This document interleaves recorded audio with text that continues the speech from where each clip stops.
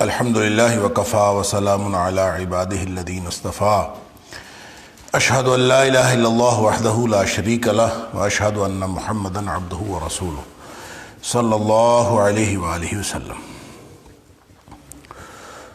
اللہم صلی علی محمد وعلی آل محمد کما صلیت علی ابراہیم وعلی آل ابراہیم انک حمید مجید۔ اللہم بارک علی محمد وعلی آل محمد کما بارکت علی ابراہیم وعلی آل ابراہیم انک حمید مجید۔ اما بعد فاعوذ باللہ السمیع العلیم من الشیطان الرجیم من حمزہ ونفخہ ونفثہ۔ بسم اللہ الرحمن الرحیم۔ وما تكون في شأن وما تتلو منه من قرآن ولا تعملون من عمل إلا كنا عليكم شهودا إذ تفيضون فيه وما يعزب عن ربك من مثقال ذرة في الأرض ولا في السماء ولا أصغر من ذلك ولا أكبر إلا في كتاب مبين۔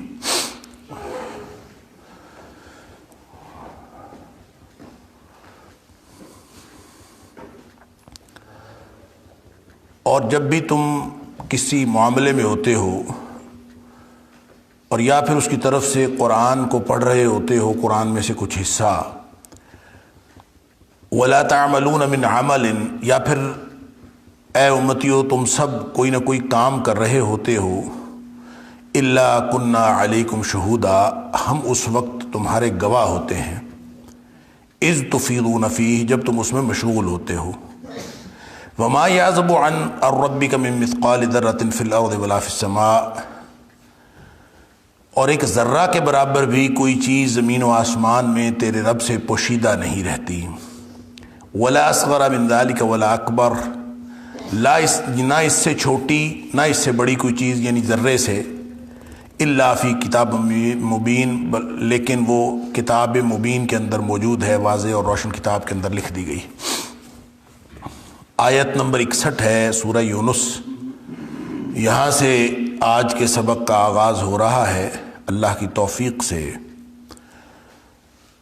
اور سورہ یونس کے بارے میں یہ بات پہلے تکرار کے ساتھ عرض کی جا چکی کہ سورہ یونس کا بنیادی موضوع جو ہے وہ توحید ہے اور رد شرک ہے، اور خاص طور پر اس کو اگر اس کے سیاق و سباق کے اعتبار سے دیکھا جائے تو اس میں مشرکین کے ساتھ مخاصمہ ہے، اور مخاصمہ دلائل کے تبادلے کو بھی کہتے ہیں، اور ان کے جو مشرکین کے جو باطل عقائد ہیں ان کی نشاندہی کو بھی کہتے ہیں، کیونکہ قرآن حکیم میں مخاصمے کی آیات 4 قسم کی ہیں، یعنی مشرکین کے ساتھ مخاصمہ، یہود کے ساتھ مخاصمہ، اسی طرح نصارہ کے ساتھ مخاصمہ، اور اسی طرح منافقین کے ساتھ مخاصمہ۔ تو یہ پوری صورت جو ہے وہ بنیادی طور پر مشرکین کے ساتھ مخاصمے پر مشتمل ہے، اور اس کے اندر مشرکین کے جو برے عقائد ہیں، غلط عقائد ہیں، ان کی نشاندہی بھی کی گئی ہے، اور ساتھ ہی ساتھ ان کو توحید کی دعوت بھی دی گئی ہے۔ یہاں یہ جو آیت نمبر 61 ہے، اس میں اللہ تعالیٰ کی شان بیان کی جا رہی ہے، اور ان کو مشرکین مکہ کو بھی اور ساری انسانیت کو، اولین مخاطب تو مشرکین مکہ ہے، سب کو قرآن حکیم کے بارے میں اور اللہ کی وحدانیت کے بارے میں آگہی بھی دی جا رہی ہے، اور ساتھ دعوت بھی دی جا رہی ہے۔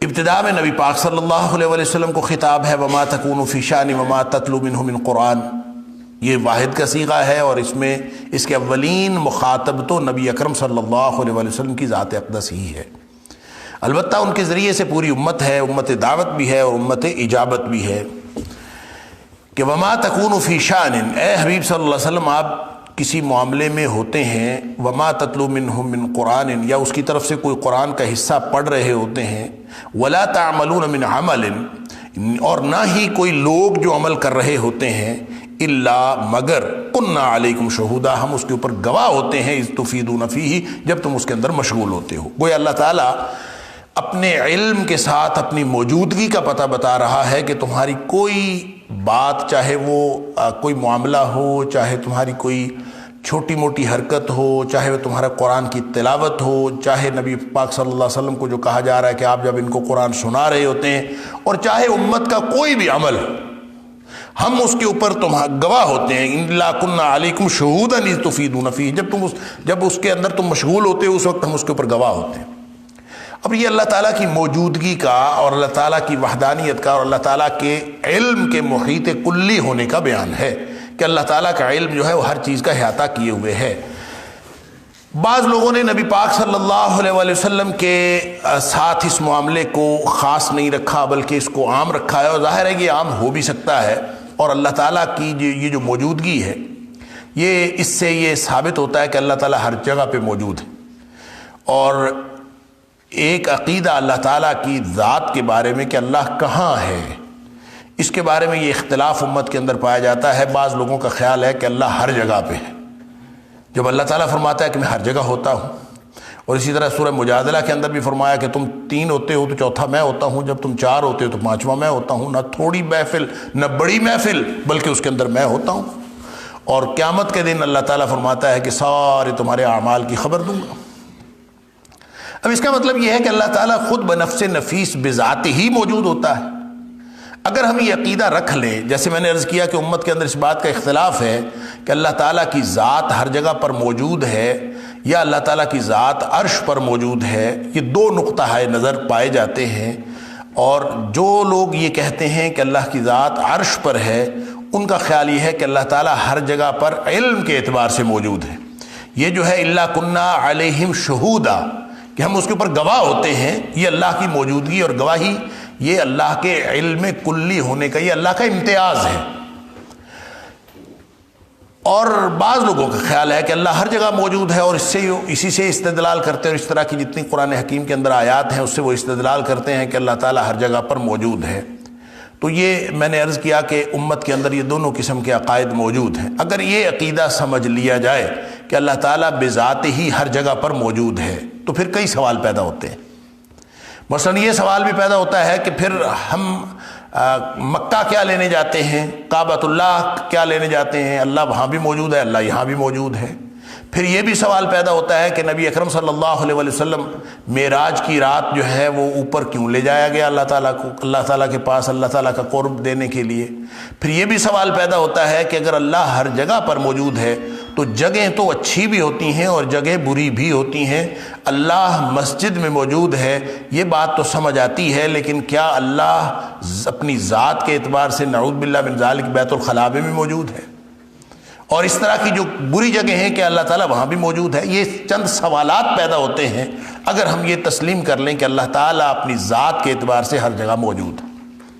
لہٰذا یہ تصور کرنا کہ اللہ ہر جگہ پر موجود ہے یہ تو ضروری ہے کہ اِلَّا كُنَّا عَلَيْكُمْ شُهُودًا، اللہ فرماتا ہے ہم ہر جگہ پہ گواہ ہوتے ہیں، ہر محفل میں موجود ہوتے ہیں. لیکن فرق صرف یہ ہے، جو نقطہ نظر کا فرق ہے وہ صرف یہ فرق ہے کہ کیا اللہ ذات کے اعتبار سے ہر جگہ پہ موجود ہے کہ صرف علم کے اعتبار سے ہر جگہ سے موجود. اب ایک بات اس میں یہ بھی ہو جاتی ہے کہ اگر ہر جگہ پہ موجود ہو اور پھر علم حاصل کرے تو یہ تو علم کی کوئی خصوصیت بھی نہیں رہتی نا، کہ اگر آپ یہاں موجود ہیں، یہاں کے بارے میں آپ کو علم ہے، اور جس جگہ آپ موجود نہیں ہیں اس جگہ کا آپ کو علم نہیں. اور اللہ تعالیٰ کی شان یہ ہے کہ اللہ ہے تو عرش پہ. قرآن کہتا ہے الرحمن علی العرش استوى، رحمان جو ہے عرش پر مستوی ہے. اور 6 دیگر مقامات پر ثم استوى علی العرش، اللہ عرش پر مستوی ہوا. مستوی کا کیا معنی ہے؟ کما ہوا شانہ، جس طرح اس کی شان ہے. ہمیں کچھ نہیں معلوم کہ مستوی ہونے کا کیا مطلب ہے. اللہ کھڑا ہے کہ بیٹھا ہے، اللہ عرش کے اوپر کیسے ہے ہم اس کی کیفیت کا اندازہ نہیں کر سکتے، نہ اس کے بارے میں کوئی تصور قائم کر سکتے. البتہ ہے وہ عرش پہ، علی العرش استوى. اور اسی طرح جو نبی پاک صلی اللہ علیہ وسلم مختلف حدیث اور مختلف چیزیں اس طرف رہنمائی کرتی ہیں کہ اللہ عرش پر ہے ذات کے اعتبار سے. کیونکہ جیسے نبی پاک صلی اللہ علیہ وسلم کہ اللہ تعالیٰ نے ایک تحریر لکھوائی، اور قبل ان یخلق الخلق، مخلوق کے پیدا ہونے سے بھی پہلے اللہ تعالیٰ نے ایک تحریر لکھوائی، اور تحریر لکھوا کے اپنے عرش پر لگا لی. فَهُوَ مَكْتُوبٌ عِنْدَ اللَّهِ فَوْقَ الْعَرْشِ، بخاری شریف کے الفاظ ہیں فَهُوَ مَكْتُوبٌ عِنْدَ اللَّهِ، پس وہ لکھی ہوئی ہے اللہ کے پاس فوق العرش، عرش کے اوپر. تو اللہ کے پاس فوق العرش لکھی ہوئی ہے، اس کا مطلب اللہ عرش پر ہے.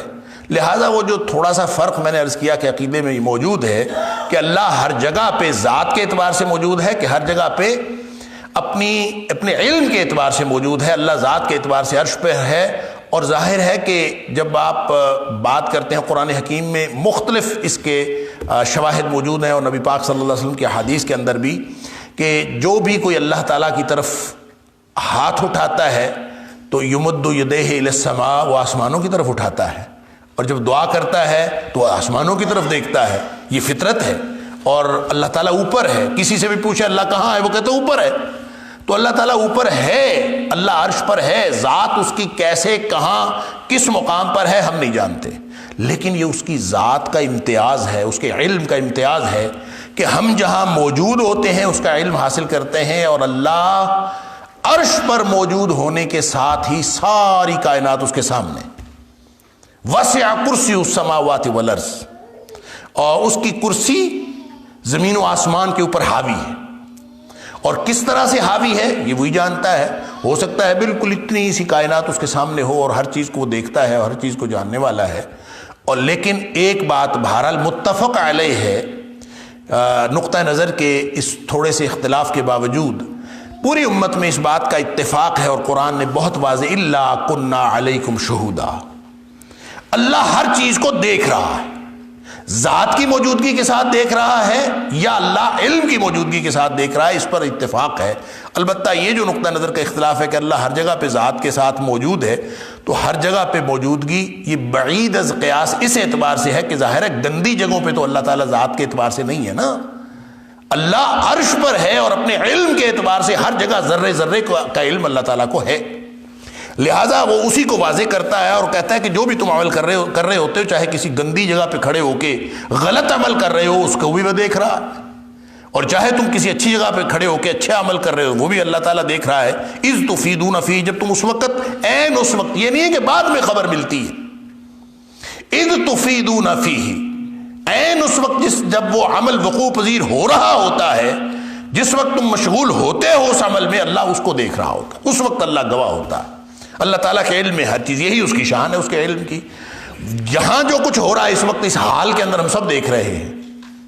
اور جہاں کوئی شخص خود بذات ہی موجود ہو اور وہ اس کو دیکھ لے کہ کیا کچھ ہو رہا ہے، یہ تو عام سی بات ہے. خاص بات ہے یہی کہ وہ عرش پہ ہے، لیکن ذرے ذرے کا علم اس کے پاس ہے. اس کائنات میں کیا ہو رہا ہے وہ اس کو جانتا ہے.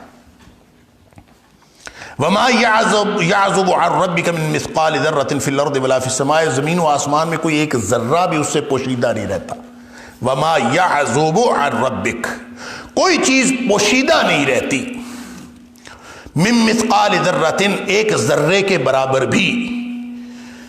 فی الارض ولا فی السماء، نہ زمین میں نہ آسمان میں. ولا اصغر من ذلك ولا اکبر، اس ذرے کی حیثیت ہی کیا ہوتی ہے، اس سے کوئی چھوٹی چیز بھی اگر ہو تو وہ بھی اللہ سے پوشیدہ نہیں ہے. ولا اکبر، اور نہ اس سے کوئی بڑی چیز.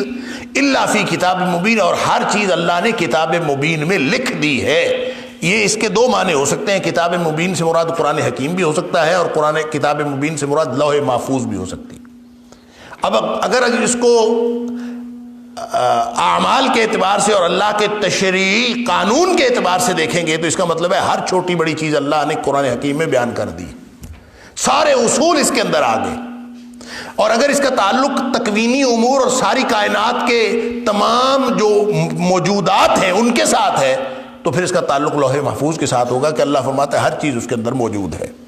اور یہ اس طرح کی آیات جو ہیں اللہ تعالیٰ نے قرآن حکیم میں مختلف مقامات پر، مثال کے طور پر سورہ انعام کی آیت نمبر 38 ہم پڑھ آئے ہیں، اسی طرح سورہ انعام کی آیت نمبر 59 ہم پڑھ آئے ہیں، اور آگے سورہ ہود کی آیت نمبر 6 ہے. ان سارے مقامات پر اللہ تعالیٰ نے یہی بات واضح طور پر بیان کی ہے کہ زمین کا کوئی ذرہ، کوئی زمین و آسمان کا کوئی ذرہ ایسا نہیں ہے جس کا علم اللہ کے پاس نہ ہو. لہذا بات سمجھ میں یہی آتی ہے کہ یہ اللہ تعالیٰ کے علم محیط کلی کا بیان ہے. علم محیط کلی کا بیان ہے، نہ یہ کہ اللہ تعالیٰ کا ذات کے اعتبار سے موجودگی کا بیان. الا ان اولیاء اللہ لا خوف علیہم ولا هم يحزنون الذین آمنوا وكانوا يتقون لهم البشرى فی الحیاۃ الدنیا وفی الآخرۃ لا تبدیل لکلمات اللہ لا تبدیل لکلمات اللہ ذلک هو الفوز العظیم۔ خبردار ہو کے سنو، بے شک اللہ کے جو دوست ہیں لا خوف علیہم ولا هم يحزنون، وہ ہیں جن کے اوپر نہ کوئی خوف ہے، ولا هم يحزنون، نہ وہ غمگین ہوں گے۔ الذین آمنوا، یہ وہ لوگ ہیں جو ایمان لائے، وکانوا یتقون، اور تقوی کی زندگی گزارتے رہے، لہم البشریٰ فی الحیات الدنیا وفی الآخرہ، ان کے لیے خوشخبری ہے دنیا کی زندگی میں بھی اور آخرت میں بھی۔ لا تبدیل لکلمات اللہ، اللہ کے کلمات کے اندر کوئی تبدیلی نہیں، اللہ کا قانون بدلتا نہیں۔ ذالک هو الفوز العظیم، اور یہی وہ بڑی کامیابی۔ پیچھے چونکہ مشرکین کا بیان ہوا تھا اور مجرموں کا بیان ہوا ہے، اور مجرموں کے بیان کے بعد اور درمیان میں اللہ تعالیٰ کی توحید کا بیان ہوا، اور پھر اب یہاں اللہ تعالیٰ اپنے دوستوں کا بیان کر رہا۔ الا ان اولیاء اللہ، جو اللہ کے دوست ہوتے ہیں ان کا کردار بالکل مختلف ہوتا ہے۔ کیا کردار ہوتا ہے؟ اولیاء ولی کی جمع۔ ولی کا جو لفظ ہے، واو لام یا کا جو مادہ ہے، یہ اصل میں قرب کے معنوں میں آتا ہے۔ کوئی چیز قریب ہو تو یہ واو لام یا کے مادے سے اس کو بیان کیا جاتا ہے۔ اسی قرب کے اعتبار سے اس کا جو عام معروف معنی ہے وہ مددگار ہے، کارساز ہے یا دوست۔ ولی کا معنی دوست بھی ہے، ولی کا معنی کارساز بھی ہے، ولی کا معنی مددگار بھی ہے، اور اصل میں وہ قرب کے معنوں کی وجہ سے ہی ہے۔ البتہ جب یہ باب مفاعلہ وغیرہ میں سے آتا ہے تو یہ اس کا معنی معاہدہ بھی ہو جاتا ہے۔ اگر اسی مادے سے مثلا موالات کا لفظ جو استعمال ہوتا ہے وہ معاہدے کے لیے استعمال ہوتا ہے، اسی لیے جو معاہد قوم کا کوئی شخص ہو تو اس کو موالی کہہ دیتے ہیں۔ اسی طرح جو غلاموں کو بھی موالی کہہ دیا جاتا ہے، وہ آزاد کردہ غلام کو بھی موالی کہہ دیا جاتا ہے، اور یہ مختلف الفاظ آتے ہیں، لیکن بنیادی طور پر قرب کے معنوں میں ہے۔ اور ولی وہ ہوتا ہے جو اس قدر قریب ہو کہ وہ مدد میں اور دوستی میں وہ انتہا کو پہنچا ہوا ہو، اس کو ولی کہتے ہیں۔ لہذا ولی اللہ کے بھی ہو سکتے ہیں، ولی غیر اللہ کے بھی ہو سکتے ہیں، دوست ہے نا۔ اللہ ولی الذین آمنوا، اللہ اہل ایمان کا خود دوست بن جاتا ہے۔ اللہ ولی الذین آمنوا، اہل ایمان ہو تو اللہ ان کا دوست ہوتا ہے، اللہ کا قرب گویا ان کو حاصل ہو جاتا ہے۔ یخرجہم من الظلمات الی النور، جب اللہ ان کا دوست بن جاتا ہے تو اللہ ان کو اندھیروں سے نکال کر روشنی میں لے جاتا ہے۔ سورہ بقرہ کے اندر ہم پڑھا ہے۔ اب یہاں ولی کی جو ڈیفینیشن بیان کی وہ تو آگے بیان کی، لیکن پہلے ولی کا امتیاز بیان کیا ہے، ولی کی ڈسٹنکشن بیان کیا، ولی کو جو کچھ ملنے والا ہے وہ بیان ہوا ہے، ولی کا مقام و مرتبہ بیان ہوا ہے کہ جو اللہ کے ولی ہوتے ہیں، بھلے ہر چیز لکھی جا رہی ہے، بھلے ہر چیز پر اللہ گواہ ہے، بھلے ہر چیز اللہ کے ہاں ایک ایک چیز لکھ دی گئی، اور پھر بھلے قیامت آنے والی ہے، قبر کا معاملہ بہت مشکل ہے، آگے کے معاملات بڑے مشکل ہیں، لیکن جو اللہ کے ولی ہوتے ہیں نا، جو اللہ کے دوست بن جاتے ہیں، ان کا پھر کام یہ ہوتا ہے کہ لا خوف علیہم ولا هم یحزنون، ان کا امتیاز یہ ہے کہ ان کے اوپر کوئی خوف باقی نہیں رہتا۔ لا خوف علیہم، ان کے اوپر کوئی خوف نہیں، ولا هم یحزنون، اور نہ ہی وہ غمگین ہوں گے۔ خوف ہمیشہ مستقبل کا ہوتا ہے، خوف اس اندیشے اس خدشے کو کہتے ہیں جو آنے والی کسی چیز کا ہوتا ہے، اور حزن یحزنون، حزن ہوتا ہے ملال غم کسی گزری ہوئی چیز کا۔ لہٰذا جو اولیاء اللہ ہیں، جو اللہ کے دوست ہیں، اللہ کے ولی ہیں، جن کو اللہ کا قرب حاصل ہوا، وہ لوگ جو ہیں ان کو یہ دونوں باتیں نہیں ہوں گی، یعنی آنے والی کسی بات کا خوف بھی نہیں ہوگا اور گزری ہوئی کسی بات کا غم بھی نہیں ہوگا۔ یہ کیوں نہیں ہوگا، اس کے بھی بہت ساری تشریحات مفسرین نے کی ہیں۔ مثلا یہ سب سے بڑی وجہ اور سب سے بڑی جو اس کی لاجک وہ تو یہی سمجھ میں آتی ہے کہ جب انسان دل میں اللہ کا خوف رکھتا ہو تو باقی تو سارے خوف نکل جاتے ہیں۔ لہذا دنیاوی اعتبار سے بھی جو ولی ہوتا ہے، ایک تو یہ آخرت کے اعتبار سے ہے نا کہ نہ آنے والی کسی چیز کا خوف ہوگا اور نہ ہی کسی گزری ہوئی چیز کا غم ہوگا، ایک تو آخرت کے اعتبار سے، دنیاوی اعتبار سے بھی ان کو نہ کسی چیز کا خوف ہوتا ہے اور نہ ان کو کسی بات کا غم ہوتا ہے۔ کیوں؟ ان کا مطمع نظر ہوتا ہے اللہ کی رضا، اور جب یہ ہر وقت اللہ کی رضا میں مشغول رہتے ہیں اور اسی مطمع نظر کو اپنے سامنے رکھتے ہیں کہ بس اللہ خوش ہو جانا چاہیے، اللہ کو راضی کرنا ہے، تو ان کو اس کے علاوہ دنیا میں کسی چیز کی فکر نہیں رہتی، نہ خوف رہتا ہے اور نہ غم رہتا ہے۔ لہذا دنیا میں بھی ان کی ایک کیفیت کا بیان ہے، یہ بھی اس کا ترجمہ اور اس کا مفہوم ہو سکتا ہے۔ دوسرا یہ آخرت کے اعتبار سے ہو سکتا ہے، وہ خوفناک مراحل جو انسان کو آخرت میں جھیلنے پڑیں گے، اور وہ سارے کے سارے خوفناک مراحل جن کا تعلق مستقبل کی زندگی سے ہے۔ وہاں جب انسان اس خوفناک مرحلے، موت کا مرحلہ بہت خوفناک ہے، قبر کا مرحلہ کتنا خوفناک ہے، پھر حشر ہے، پلسرات ہے، اللہ اکبر، ہر لمحہ ہر موقع جو ہے بڑا ہی خوفناک۔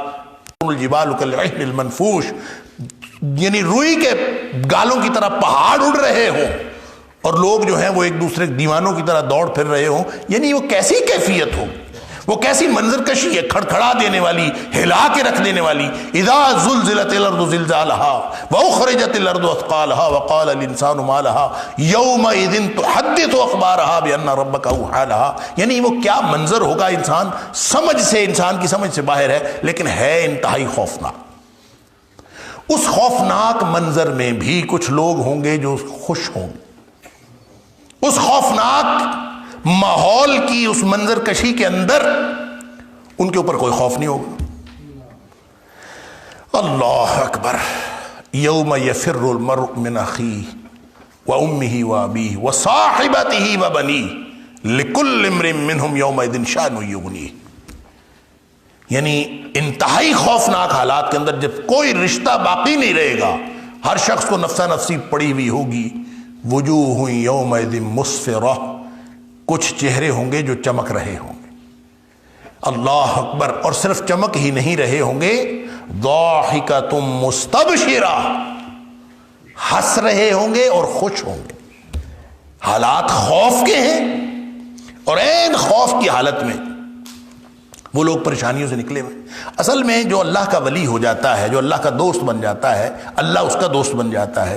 یہ تو اصول ہے نبی پاک صلی اللہ علیہ وسلم، من کان للہ کان اللہ لہ، جو اللہ کا ہو جاتا ہے اللہ اس کا ہو جاتا ہے، اور جس کا اللہ ہو جاتا ہے اس کے پھر خوف ختم ہو جاتا ہے۔ دنیا میں بھی آپ جتنی مرضی خوفناک صورتحال میں دیکھ لیں، جو اللہ کے ولی ہوتے ہیں وہ خوش ہوتے ہیں، وہ مطمئن ہوتے ہیں، ان کو کبھی پریشانی نہیں ہوتی۔ نقصان ہو گیا تو، فائدہ ہو گیا تو، شدید ترین خوشی مل جائے تو، شدید ترین غم مل جائے تو، آپ دیکھیں گے اللہ کے ولی جو ہیں، یہ کوئی اللہ کے ولی کوئی الگ سے کوئی جنس نہیں ہے، الگ سے کوئی مخلوق نہیں ہے، انسان ہی ہے، انسانوں میں سے ہی اللہ کے ولی ہوتے ہیں۔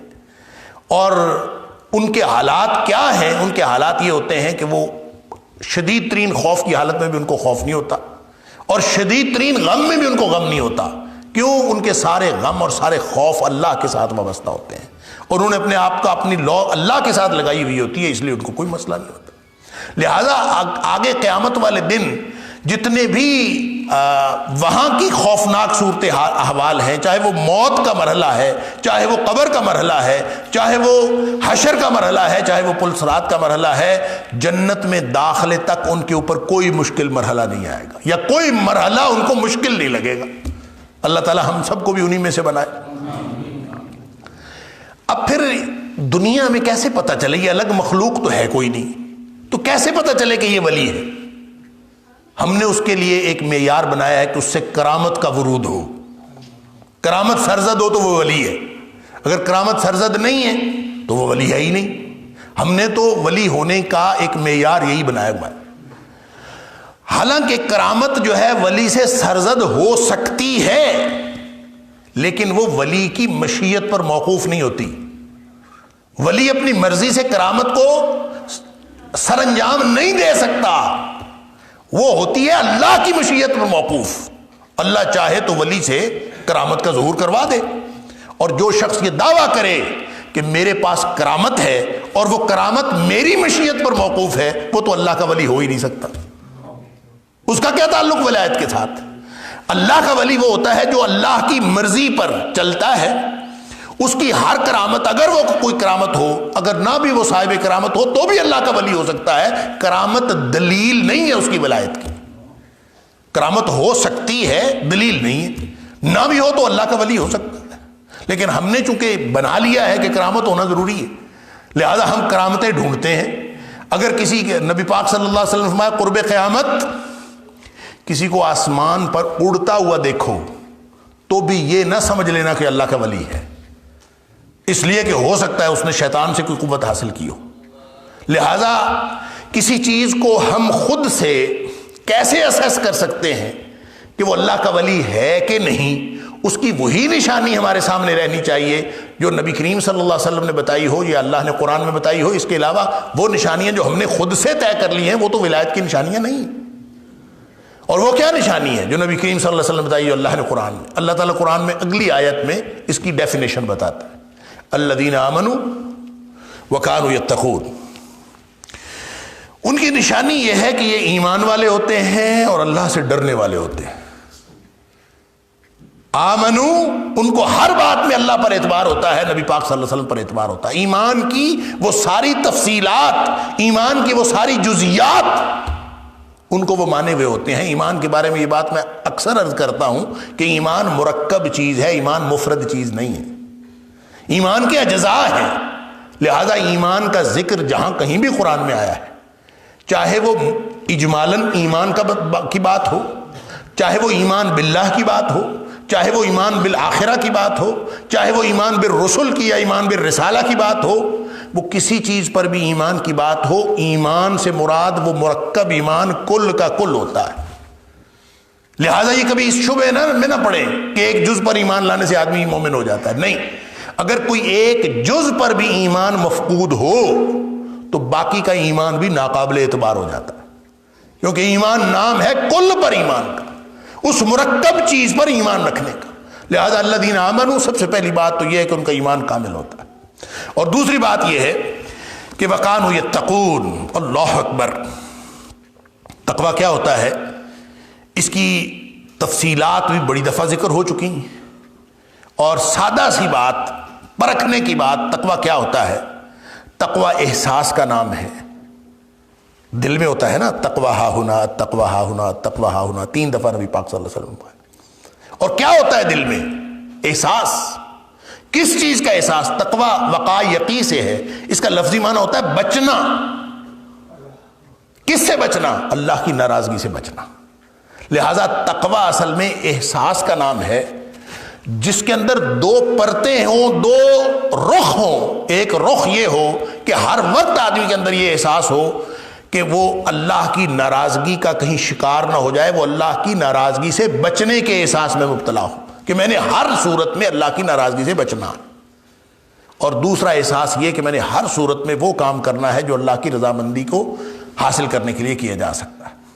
لہذا دل میں دوہرا احساس آ جائے کہ ہر لمحہ اللہ کی ناراضگی سے بچنے کا احساس اور ہر لمحہ اللہ کی رضامندی حاصل کرنے کا احساس، جس کے دل میں یہ احساس آ گیا اور وہ اس احساس کے مطابق زندگی گزارنا شروع کر دیا، وہ ولی ہے، وہ اللہ کا ولی ہے۔ یہ ولی اللہ ہونے کی یہی الذین آمنوا وکانوا یتقون۔ اللہ اکبر۔ گویا جو اللہ کے ولی ہوتے ہیں ان کی زندگی آپ کو لمحہ لمحہ انہی 2 چیزوں سے عبارت نظر آتی ہے۔ کیا؟ کہ وہ ہر لمحہ یہ سوچتے ہیں کہ کہیں میرا اللہ ناراض نہ ہو جائے اور کہیں میں اللہ کی رضامندی سے محروم نہ رہ جاؤں۔ ہر لمحہ نیکی کرنے کا شدید جذبہ اور ہر لمحہ گناہ سے بچنے کی شدید تڑپ ان کے اندر موجود ہوتی ہے۔ آپ جب ان کو دیکھتے ہیں تو آپ کو سمجھ آ جاتی ہے کہ اس بندے کی زندگی کا مطمع نظر کیا ہے، اور جب اس کی زندگی کا مطمع نظر اللہ کی ناراضگی سے بچنا ہو اور اللہ کی رضامندی حاصل کرنا ہو تو آپ سمجھ لیجئے کہ یہ متقی ہے، اور جو متقی ہوگا، تقوی اور ایمان کی زندگی گزار رہا ہوگا، وہ اللہ کا ولی ہوگا۔ ایک حدیث میں آتا ہے کہ نبی کریم صلی اللہ علیہ وسلم سے پوچھا گیا، حضرت سعید بن جبیر رضی اللہ تعالیٰ عنہ کہتے ہیں ابن عباس رضی اللہ تعالیٰ نے کہا، حبر الامہ، جو جن کو نبی کریم صلی اللہ علیہ وسلم نے سینے پر ہاتھ پھیر کر دعا کی تھی، اللہم فقہہ فی الدین، اللہ اس کو دین کی سمجھ عطا فرما۔ وہ کہتے ہیں کہ نبی پاک صلی اللہ علیہ وسلم سے پوچھا گیا کہ الا ان اولیاء اللہ لا خوف علیہم ولا هم یحزنون سے مراد اولیاء اللہ کون ہے؟ یہ کون مراد ہے؟ اس سے پوچھا گیا نبی پاک صلی اللہ علیہ وسلم سے۔ اللہ اکبر۔ اس کے جواب میں نبی پاک صلی اللہ علیہ وسلم فرمایا الذین یذکر اللہ برؤیتہم، جن کو دیکھ کر اللہ یاد آ جائے وہ اللہ کے ولی ہیں۔ الذین یذکر اللہ برؤیتہم، جن کو دیکھنے سے اللہ یاد آ جاتا۔ اللہ اکبر۔ امام قرطبی نے یہ حدیث نقل کر کے، جو طبرانی کی معجم الکبیر کے اندر موجود ہے، یہ حدیث نقل کر کے اور بھی احادیث نقل کی۔ ایک دوسری حدیث ہے جو مستدرک کے حاکم کے اندر موجود ہے، اور علامہ البانی نے بھی اس کو صحیح کہا ہے، اور وہ اس کے راوی حضرت ابن عمر رضی اللہ تعالیٰ، سبحان اللہ، وہ اس ڈیفینیشن کو اور واضح کرتی، اس میں بھی اس کے ساتھ ملتی جلتی چیز۔ وہ فرماتے ہیں کہ نبی پاک صلی اللہ علیہ وسلم فرمایا قیامت والے دن کچھ لوگ ایسے ہوں گے، اللہ اکبر، کہ جو ان للہ عبادا، قیامت والے دن اللہ کے کچھ بندے ایسے ہوں گے لیسوا بانبیاء ولا شہداء،